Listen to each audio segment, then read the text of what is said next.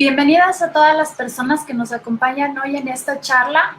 Después de la exposición de la presentación que les hemos preparado, vamos a tener un tiempo para comentarios o dudas respecto al tema que vamos a tratar, así que escríbanos. Bueno, pues vamos ya a comenzar. La plática que nosotras presentamos es Más allá de la producción y el consumo responsables. Queremos saludarlos a todas y a todas. Y esta plática está en el marco del Objetivo del Desarrollo Sostenible número 12, que se llama Producción y Consumo Responsable. Antes de iniciar, queremos agradecer la invitación a Despertares Derechos Humanos AC y en particular a la maestra América Durán. En esta plática nos gustaría presentar algunos cuestionamientos en torno a la producción y al consumo responsables en el momento actual en el que vivimos. Nos interesa no solo enfocarnos en la producción y en el consumo, sino en los otros aspectos que engloban la producción en general de mercancías que no solo se consumen. Para ello vamos a comenzar con el contexto general.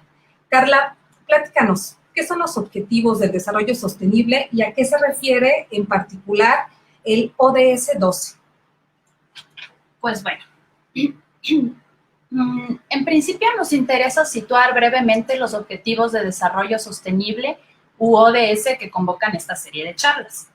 Los ODS se adoptaron por la Organización de las Naciones Unidas en 2015 como columna vertebral de la Agenda 2030, que pretende ser una hoja de ruta internacional que busca movilizar la acción colectiva, tanto a nivel gubernamental, empresarial y de la ciudadanía, en torno a 17 objetivos interconectados que buscan concretarse hasta 2030. Particularmente el objetivo 12 del que partiremos hoy es producción y consumo responsables, que de acuerdo a la ONU se plantea para garantizar modalidades de consumo y producción sostenibles, que consiste en hacer más y mejor con menos, así como desvincular el crecimiento económico de la degradación ambiental, aumentar la eficiencia de recursos y promover estilos de vida sostenible. En términos de las acciones que se han propuesto desde organismos internacionales como la ONU, a la Agenda 2030 le precedió la Declaración del Milenio, que en el 2000 planteó 8 objetivos conocidos como Objetivos de Desarrollo del Milenio u ODMs, que buscaban alcanzarse hasta 2015. No obstante, para 2015 esos ODM no habían cambiado en gran medida las problemáticas que abordaron, entre ellas la erradicación de la pobreza extrema.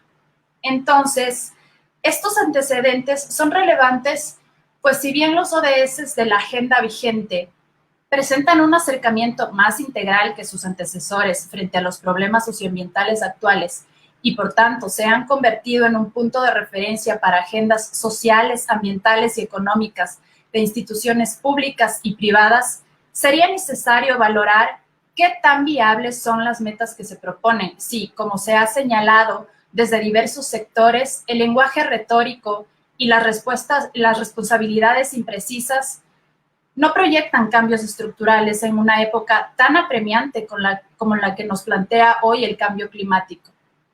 Teniendo en cuenta esto, además que en la práctica, gran parte de las naciones que firman contribuyen a generar desigualdades y contaminación, y estas metas no son la prioridad, lo que se ha evidenciado en el incumplimiento sistemático de los acuerdos realizados en cumbres y declaraciones previas, que también son parte de la Agenda 2030.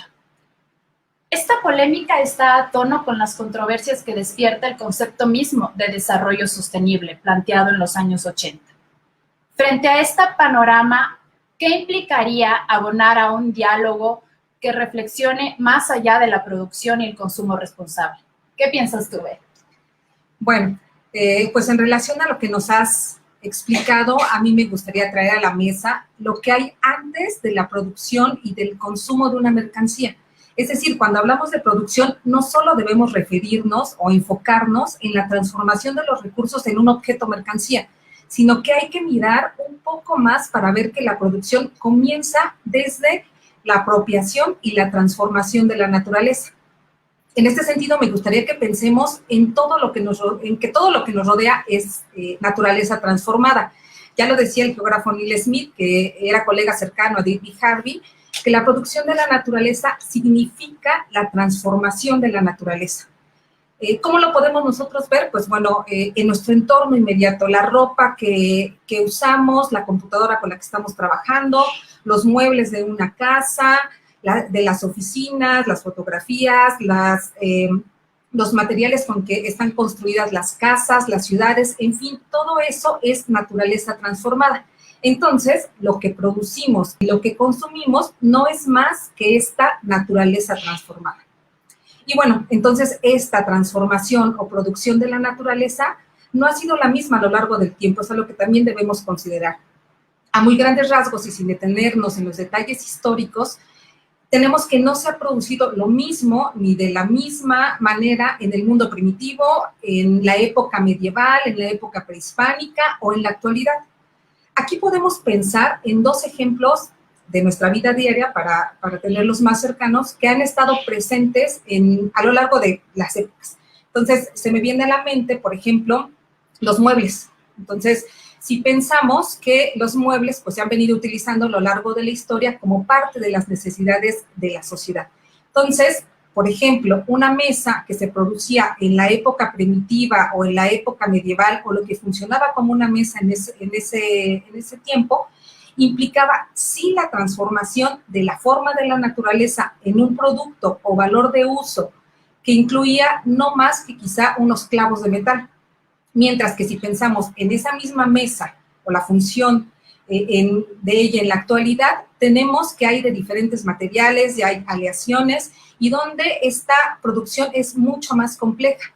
Lo mismo lo podemos ver en los alimentos que se han venido produciendo a lo largo de la historia y cuya producción ha sido diferente y cada vez es más compleja, aunque el objetivo sea el mismo, cubrir la necesidad de alimento. Lo que significa que en la actualidad tenemos más mercancías, que cada vez son más tóxicas y que tienen una vida útil menor. ¿Cómo es posible esto? Bueno, pues tenemos que hay cada vez más mercancías porque el objetivo económico del momento que vivimos busca la acumulación y la máxima ganancia. Eso es posible con la producción y consumo mayor. Por eso tenemos más mercancías que consumir que no necesariamente buscan satisfacer nuestras necesidades primordiales de supervivencia. Tenemos también que cada vez son más tóxicas estas mercancías o productos porque se producen con materiales como los hidrocarburos y sus derivados que no son fácilmente asimilables por los cuerpos y por la naturaleza. Así, los objetos producidos, además de ser más dañinos, pueden tardar cientos y hasta miles de años en degradarse. Y su vida es cada vez menos útil, o su vida útil es menor, debido a la obsolescencia, tanto programada como percibida. La obsolescencia programada es aquella que viene incluida en la producción misma del producto, es decir, el producto o mercancía viene con una fecha de caducidad y está programada para dejar de funcionar. Lo vemos sobre todo en los electrodomésticos y en los aparatos tecnológicos, aunque cada vez está presente en más objetos. Lo podemos ver en los focos, por ejemplo, que después de ciertas veces que son prendidos y apagados, pues bueno, dejan de funcionar. Se acabó su vida útil porque fueron producidos así y programados para dejar de funcionar en cierto momento. En cuanto a la obsolescencia percibida, es aquella que nos dice que un producto ya no debería seguirse usando aunque continúe su vida útil. Esto es porque ya está fuera de moda, por ejemplo. Y esto nosotros lo vemos en los celulares, que aunque sigan sirviendo, pues bueno, el modelo ya no es vigente y percibimos que debemos cambiarlo. También sucede mucho esto con la ropa. Entonces, cuando ponemos a la mercancía en el centro del cambio necesario para lograr una producción y consumo responsable, debemos tener cuidado porque podemos caer en lo que se llama greenwashing o lavado verde, que no es otra cosa más que el conjunto de prácticas, tanto de empresas como de instituciones, para lavar su imagen y dar la impresión de ser responsables con el medio ambiente. Así que realizan algunos cambios en el producto para mostrarse más ecológicos, pero donde el fin es el mismo, seguir produciendo y consumiendo para la acumulación y la ganancia. Entonces, el greenwashing, recordémoslo bien, es el intento de hacer parecer a un producto como si fuera ecológico o responsable con su producción, pero que termina siendo una forma más de marketing. Tenemos dos ejemplos muy cercanos y actuales para identificar el greenwashing, de los que me gustaría hablar rápidamente. Son los popotes y las bolsas de plástico. Bueno, pues los popotes sabemos que es un producto que no es necesario o indispensable para beber. Sin embargo, con estas políticas engañosas de cambio en la forma de producción, se han presentado en el mercado popotes de materiales que no son plásticos. Entonces, ahora tenemos popotes pues de bambú, de carrizo o de metal. El producto sigue ahí, se sigue produciendo, nada más se ha cambiado un poquito la forma. Otra vez, el centro está en el producto mercancía. Así, aquí también, ojo con esto, con la responsabilidad de elección del consumidor y en no cuestionarnos si realmente es necesaria la producción de popotes con otros materiales. En el caso de las bolsas, bueno, pues es todo un tema. Las bolsas de plástico hace décadas que vinieron a sustituir a las de otros materiales, como las de tela y principalmente, pues bueno, todo aquello que se reutilizaba. Entonces tenemos un problema enorme con bolsas que son esencialmente para usar y para tirar. En la Ciudad de México se logró recientemente la prohibición de las bolsas de plástico de un solo uso. En la ley, bueno, pues se señala la prohibición de la comercialización, de la distribución y de la entrega de bolsas de plástico al consumidor, excepto aquellas que sean compostables, siempre y cuando cumplan con las especificaciones de compostabilidad establecidas a través de las normas ambientales. También nos dice que las bolsas compostables deberán integrarse en un plan de manejo que garantice su adecuada gestión y composteo. Todo parece muy bien aquí establecido en la ley. El objetivo con esto, pues, era disminuir, y digo era porque ahorita vamos a ver que sigue siendo un gran problema, era disminuir las bolsas de un solo uso y con ello disminuir los desechos que se generan en la ciudad. La ley parece clara en cuanto a qué tipo de bolsas se pueden utilizar y por lo tanto que se pueden producir. Sin embargo, también se aplica el greenwashing, pues ahora vemos que la ciudad sigue con la producción, consumo y desecho de bolsas desechables o de un solo uso, solo que ahora ya no son de ese plástico transparente que eran antes, ¿no? Sino que ahora además tienen un pigmento que nos dice que son ecológicas, que son degradables, que son biodegradables, que son compostables, que son verdes, o únicamente incluyen estas letras verdes o café que nos dan la impresión de que son amigables o que cuentan con políticas responsables con el ambiente. En el marco de esta producción y consumo responsables, el ODS 12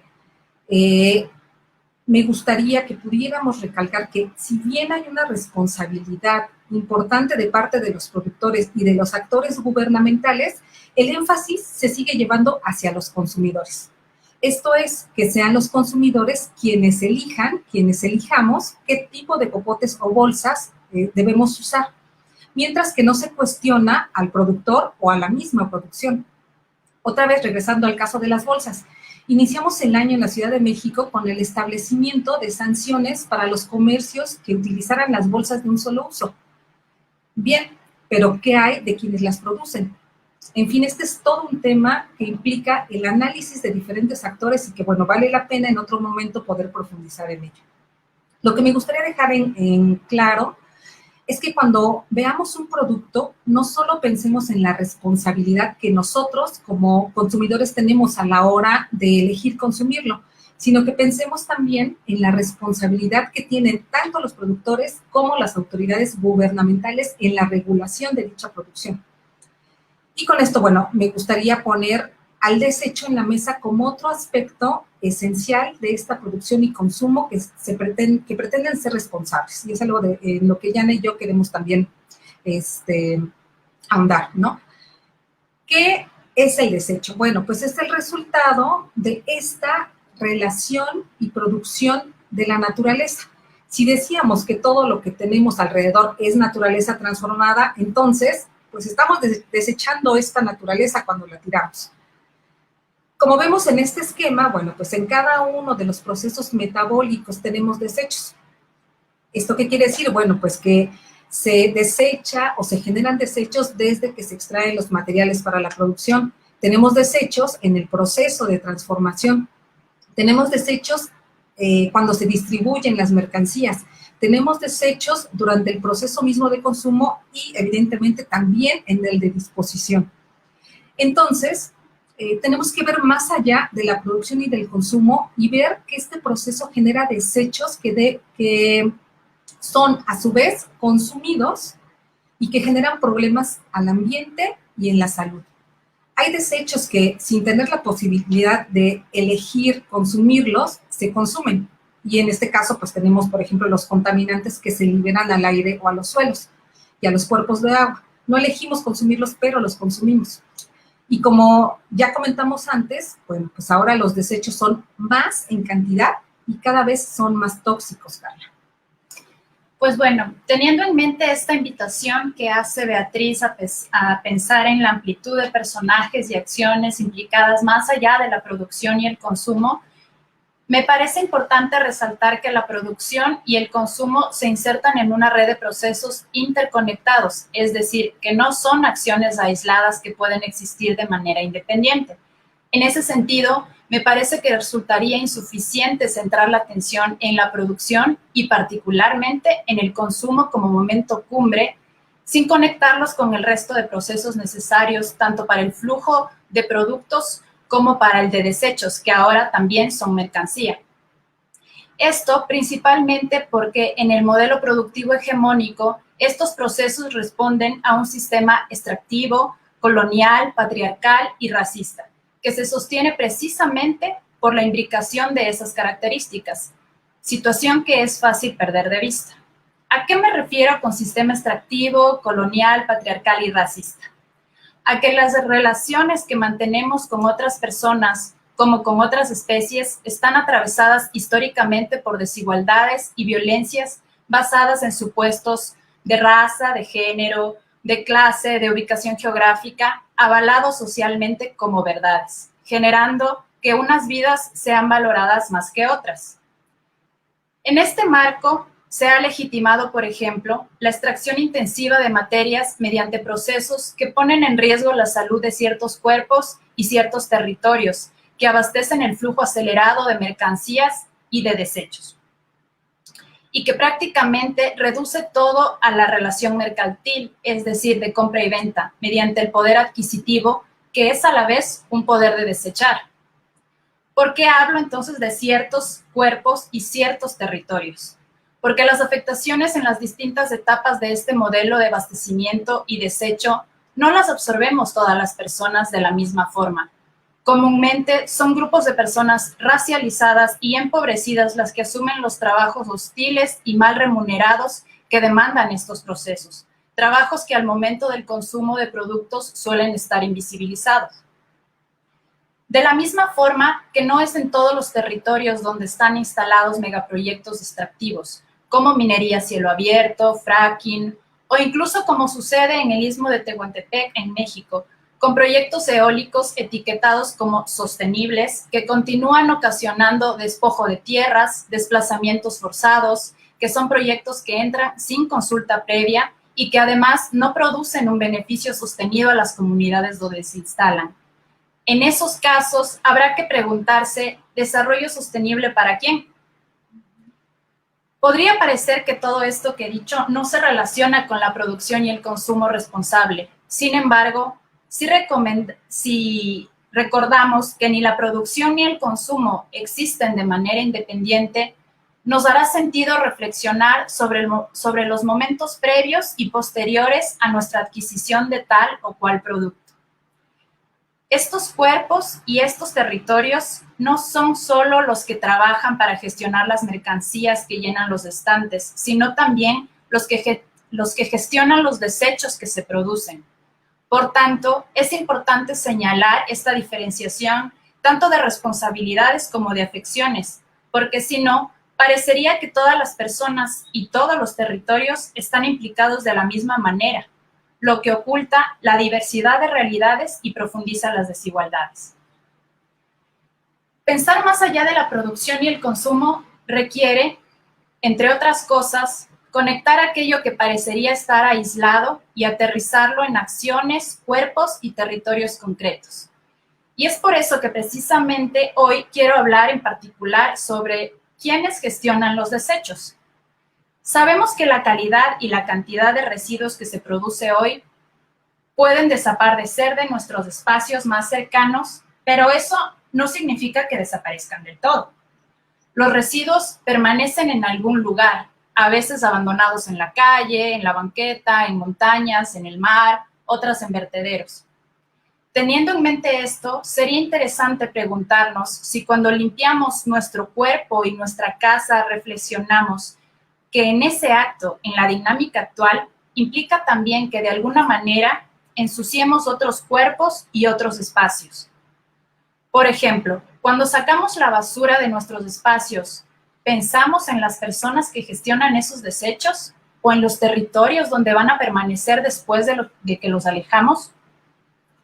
Puede que no lo hagamos, o incluso podrá pensarse que es responsabilidad de las personas que recolectan los residuos. Pero ¿hasta qué punto es el trabajo de ciertas personas hacerse cargo de la basura que generamos? O en otras palabras, ¿por qué se cargan las responsabilidades de gestión de residuos a ciertas personas y se desvincula de este proceso, por ejemplo, la participación de grandes empresas multinacionales? Estas preguntas son para reflexionar brevemente sobre quiénes y cómo están gestionando los residuos sólidos en la Ciudad de México específicamente. De acuerdo al trabajo e informe de la organización WIEGO, de las 24,000 personas que trabajan en el servicio de limpia, por lo menos 10,000 son trabajadoras y trabajadores voluntarios, es decir, sin salario o algún tipo de reconocimiento oficial.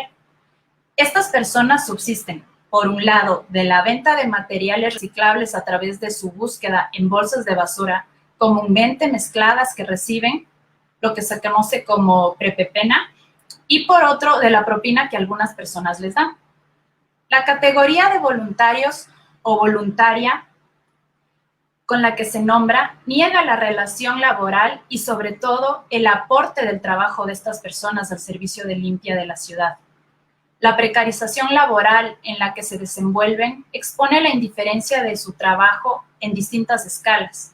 En el contexto de pandemia, por ejemplo, fueron uno de los sectores que no pararon, que no tuvieron posibilidad de realizar cuarentena y a los que sus condiciones laborales pusieron en alto riesgo, nuevamente sin ningún tipo de reconocimiento. De aquí que la separación de residuos es vital, no solo para contribuir a la posibilidad del reciclaje de materiales, sino para dignificar su trabajo y proteger su salud. Sin embargo, en este tiempo de pandemia, la tendencia de separación de residuos fue muy baja, según comentan las trabajadoras de limpia. En el marco de la producción y consumo responsable, no podemos dejar de lado la reflexión sobre esta situación. Si se quiere plantear una dinámica de abastecimiento y desecho digna y menos contaminante, no podemos ocultar a quienes están sosteniendo con sus trabajos para que la ciudad no colapse con acumulación de desechos vinculados tanto al consumo desbordado como a la extracción intensiva de materias. Ya has tocado un tema fundamental, Carla. Que a mí, me gustaría relacionar con lo que les platicaré a continuación. Nos dices que hay personas que se ensucian con nuestros desechos para que nuestras casas y colonias permanezcan limpias. Y esto que nos comentas lo podemos ver en una escala que podríamos decir individual, familiar o muy local, y que nosotros lo podemos llevar a una escala territorial, donde vemos que los desechos que generan algunos grupos o sociedades terminan en los terrenos de otros. Vamos a verlo con el caso de la Ciudad de México. Bueno, pues con datos del inventario de residuos sólidos de 2018, tenemos que la Ciudad de México generaba en ese entonces 13,000 toneladas de residuos al día. Seguramente, pues ahora son más en el contexto de pandemia, porque vemos sobre todo una generación mayor de desechos sanitarios y hospitalarios, que estos son de manejo especial, así como también hemos visto pues el regreso de los plásticos, ¿no? De un solo uso, de las bolsas, por considerar que, pues estos protegen a los alimentos del contagio. Y lo vemos, por ejemplo, en el pan, ¿no? Ahora el pan está envuelto en plástico.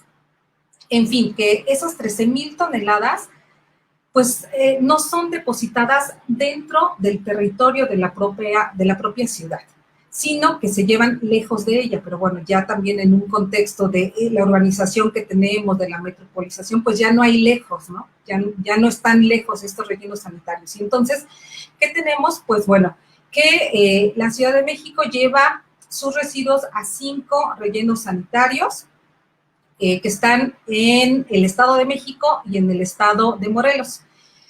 Al norte de la ciudad tenemos el relleno bicentenario en Cuautitlán, en donde se reciben 33% de los residuos de la ciudad. En el sur tenemos el relleno sanitario La Perseverancia, en Cuautla, Morelos, en donde la ciudad deposita 12% de sus residuos. Y en el oriente de la ciudad tenemos 3 rellenos sanitarios, uno en el municipio de Chicoloapan, que recibe el 11% de los residuos de la Ciudad de México, y en el municipio de Ixtapaluca hay 2 rellenos sanitarios que se llaman La Cañada y El Milagro, y estos 2 reciben el 44% de los residuos que genera la ciudad. Aquí algo que estamos viendo es lo que se llama racismo ambiental, en donde los costos ambientales de la producción y del consumo y desecho de basura pues son asumidos por poblaciones que no necesariamente los generan. Es decir, en este marco de la producción y del consumo responsables vemos que los desechos son producidos y consumidos en un territorio, mientras que son desechados en otro, que este territorio es quien asume los costos ambientales y sociales y de salud.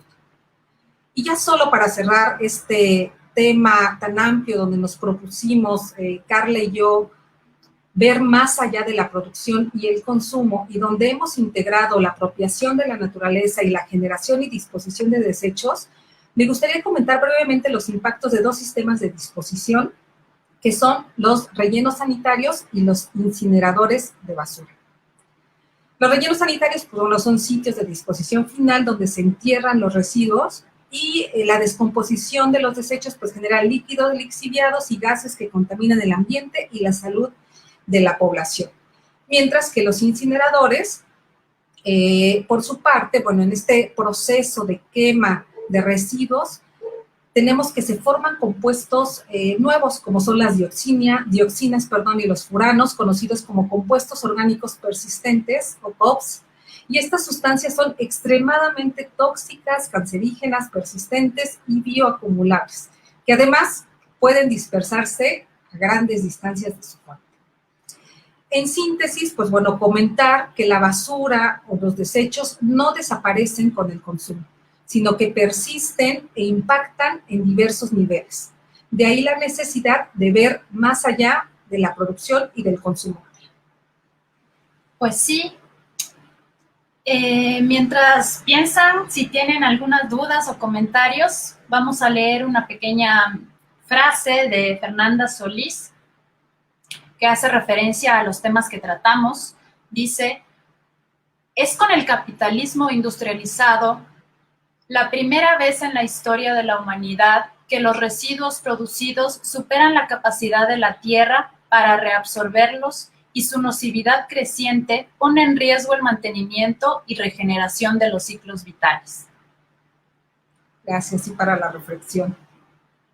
Muy bien, aquí les dejamos algunos recursos, si gustan consultarlos. Y también tenemos aquí nuestros datos de contacto. Creo que hay una pregunta, pero no alcanzo a ver. Vamos a ver si aquí se alcanza a ver. Ya vamos a leer tu pregunta, todavía no podemos verla. Bueno, aquí dice, en la Ciudad de México y el Estado de México, ¿quiénes se hacen cargo de los residuos? Considero que los pepenadores y personas que recogen la basura en las colonias juegan un papel muy importante, a diferencia, por ejemplo, de Estados Unidos, donde hay contenedores y el gobierno pasa a recogerlos. Bueno, ¿quién se hace cargo en la Ciudad de México de los residuos? Pues como vimos, se hace cargo del servicio de limpia, pero dentro del servicio de limpia hay personas que están vinculadas laboralmente, digamos, con un contrato al gobierno, y que tienen ciertos beneficios, porque tampoco digamos que son muchos, porque tienen igual que conseguir su propio material, por ejemplo, guantes, en este caso de la pandemia tuvieron que conseguir las mascarillas, y las otras personas, que son muchísimas, son las personas justamente de las que hablaba, que son las voluntarias y los voluntarios, que trabajan casi de manera gratuita. Y son estas personas las que están haciendo que las calles y que las veredas de nuestra ciudad no estén llenas de basura. Pero también hay que tener en cuenta que hay sectores y sectores. Justamente por eso es necesario diferenciar cuerpos y territorios, es decir, personas. Y cuando hablo de cuerpos me refiero también no solo a los seres humanos, sino también a otros seres vivos, porque no convivimos solos, convivimos con otras especies vivas, entonces ellas también se ven afectadas por los residuos que generamos. Uh-huh. Sí, sí. Y en el caso del Estado de México, bueno, pues son los gobiernos municipales quienes deben hacer este manejo de los residuos. Y entonces, bueno, aquí la verdad es que sí hay un problema, porque mientras, por ejemplo, en la Ciudad de México se tiene un plan de manejo de residuos establecido en la norma ambiental que obliga al ciudadano a hacer la separación en la fuente, que sabemos que no se ha logrado, es decir, no todos separan sus residuos. En el Estado de México, en este caso, por ejemplo, de los rellenos sanitarios de Ixtapaluca, si bien el bando municipal establece que debe haber cierta separación o manejo, tampoco se cumple. Y entonces es mucho más complicado, porque la Ciudad de México entonces podría llevar sus residuos para allá, pero ella tiene un manejo previo de la disposición en esos rellenos sanitarios. ¿Qué hace? Bueno, se tiene que separar en la fuente. Si no se hace, los primeros grandes separadores, como nos dice Carla, pues bueno, son los pepenadores, son los voluntarios del servicio de limpia. Ahí se hace una primera separación de acuerdo a los residuos que tienen valor para ellos, y entonces se lleva lo que no tiene valor para ellos o lo que está mezclado. Por eso es muy importante no mezclar los residuos. Se llevan a estos centros de transferencia en donde se puede hacer una segunda separación, se llevan los orgánicos a las plantas de composta que tiene también la ciudad, y el resto entonces se lleva a los rellenos sanitarios. Esto en cuanto a los residuos que tiene la ciudad. Pero ¿qué pasa, por ejemplo, si los municipios en donde se están depositando estos residuos no cuentan con ese manejo o reciben residuos de otros municipios que tampoco tienen este manejo? Entonces ahí tenemos, pues bueno, la verdad es que un gran problema que no se llega a ver del todo, no se hace visible, pero que es importante verlo, porque la verdad es que quien carga con los costos ambientales de eso, pues es la población cercana a los territorios en donde se están depositando estos residuos, ya sea vía rellenos sanitarios, vertederos, tiraderos a cielo abierto o los incineradores, ¿no? O la población que está gestionando directamente esos desechos. Las personas a las que les entregamos nuestra basura. Creo que había otra pregunta, pero no la vemos. Si nos ayudan. ¿O comentario, tal vez?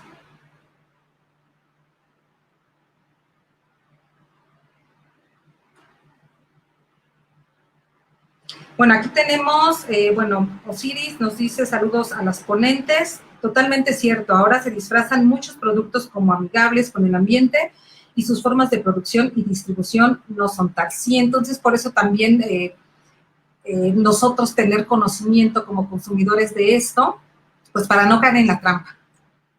Nos dice también aquí May que ¿qué propuesta considerarían o propondrían para que funcione mejor el manejo de residuos en la Ciudad de México y el Estado de México?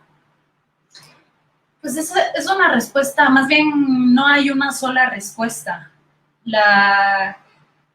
Considero que quizá el primer paso, porque son problemáticas muy complejas que no abordan como un solo tema, sino están ligadas y, como hablábamos, están conectadas con una serie de conflictos sociales y ambientales a gran escala y que son estructurales. Es decir, no solo participamos nosotros como consumidoras, consumidores, como ciudadanía en general, sino también está vinculada la empresa pública y privada, el gobierno y todos estos organismos internacionales desde donde nacen, por ejemplo, estas propuestas de desarrollo sostenible o la Agenda 2030 y, bueno, todos los acuerdos que se han dado en este marco.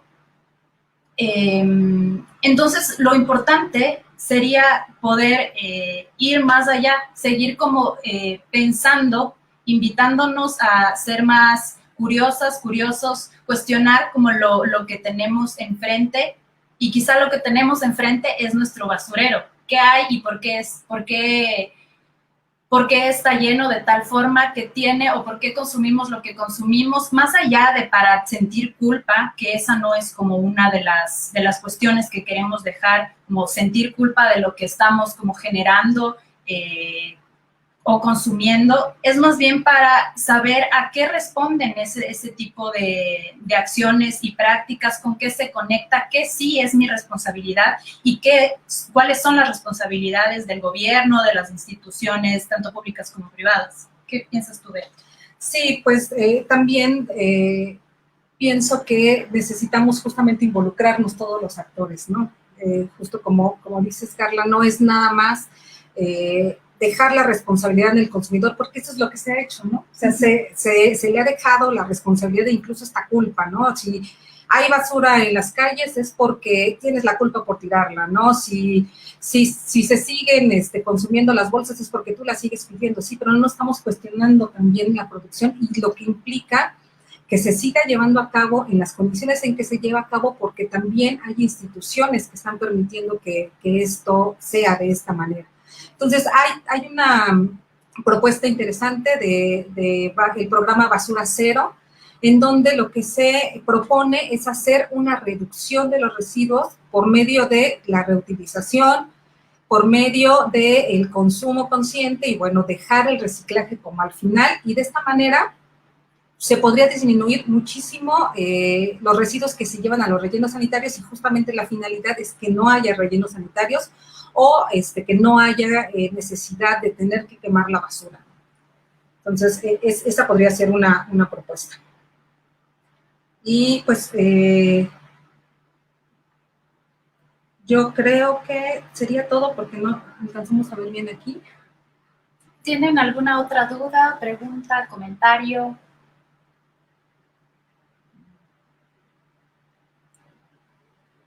No, bravo, bienvenida. Bueno, pues muchas gracias, y pues gracias también por invitarnos a platicar. Si no tienen alguna otra pregunta, duda, comentario, pues creo que esto sería todo por la charla de hoy.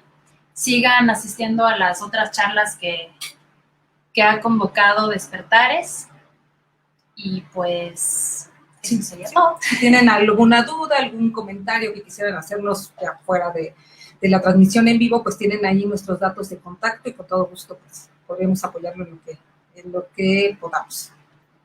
Bueno, pues muchas gracias y saludos a todos. Gracias.